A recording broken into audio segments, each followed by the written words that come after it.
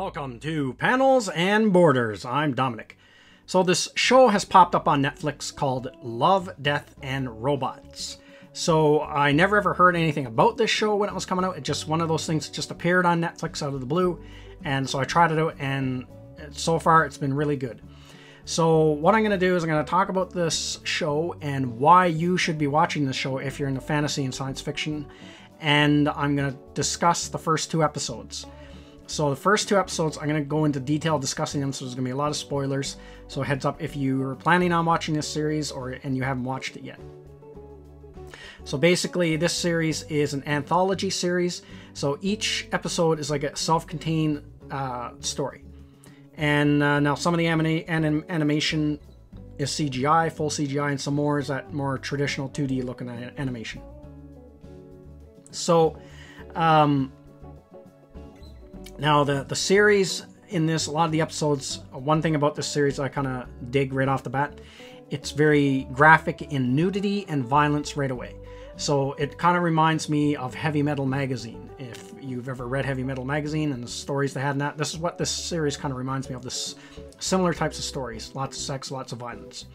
So, but not all of them. Some of them are more lighthearted. So I'm going to talk about the first two episodes in the season, and the season runs about 18-19 episodes. So the first episode is called Sunny's Edge, and in the title is kind of like the hint of the twist at the end, because this has like some of these stories have cool twists. So basically, the world that this takes place in, it's kind of like that cyberpunk Blade Runner type looking world in the future, and there are these illegal, I'm not even sure if they're legal or illegal, but there's these fights that go on where people bet money and stuff on them, and these fights are between these beasts. So these genetically engineered beasts are made just for fighting. So how it works is the people who are fighting this tournament, they all each have a beast, and they can transfer their consciousness or control the beasts with their mind. So they can transfer basically all their perceptions in the beast. So while they're fighting, they're like in the beast's body, and they fight against other controllers to have their own beasts, kind of thing. So Sunny is on her way, the woman in the picture here is on her way to one of these fights, and as she's about to go into one of these fights, she gets approached by this really sleazy promoter who has this really nice looking, gorgeous blonde woman with him. And so they tell Sunny, if you take a fall in this fight, we'll pay you a large sum of money. Sunny refuses and goes on and has a fight. Now almost loses, but ends up destroying the other guy's beast. And so then later on in the story, she goes back to where she keeps her genetically modified creature. And then the blonde woman that was with the sleazy promoter shows up there and basically gives Sunny the sob story about how this guy's mean to her, and then uses that to seduce Sunny. But then she has like claws, almost like Wolverine, that pops out of one of her hands, and she stabs the Sunny woman up through the head, seemingly kills her. And then the sleazy promoter shows up and then proceeds to smash Sunny's skull in to finish her off, and then he's laughing like he should have taken the money. But then they realize Sunny isn't dead, and they can't figure out why. So then it turns out this was the twist. This is the cool twist to the story.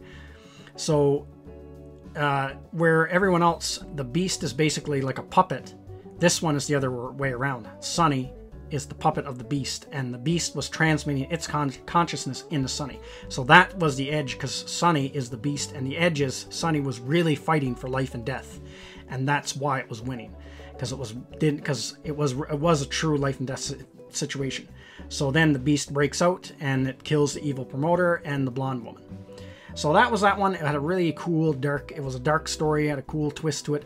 And one thing about this, it's again, lots of violence and nudity in this series.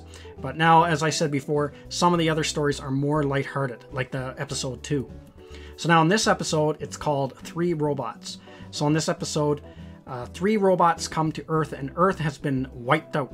All the humans are dead, and it's like a post-apocalyptic future. And they're almost like, these robots are very casual. It's like they're on vacation, sightseeing, kind of discussing among themselves, guessing, well, what happened to the humans. And they're kind of like, they don't know what humans are. They've never actually met real-life humans. And so anyway, they're trying to guess, was humanity wiped out by nuclear weapons, by an environmental disaster, or a plague? So as they go along, they meet up with a house cat. So they don't know what a house cat is. They've never seen it before. So the cat just kind of tags along with them. And then they find a nuclear missile. So they start speculating, well, maybe the humans destroyed themselves with all these nuclear missiles. Then one of them, well, but the nuclear missile is still there. It hasn't been launched. So then the cool twist of this story is the cat that was with them the whole time can talk. The cat starts speaking to them. And the cat tells them, well, no, what really happened to humanity is they genetically modified us to have opposable thumbs. And so when they did that, we were able to open our own cat food containers, and it was all downhill from humanity from there. So it was kind of like this humorous twist. So that's what wiped out humanity, was cats were able to open up, they had opposable thumbs, and were able to open up their own tuna tins and stuff like that. So the episode ends with all of a sudden the 3 robots are surrounded by a big army of house cats. And it was a really funny twist to the story.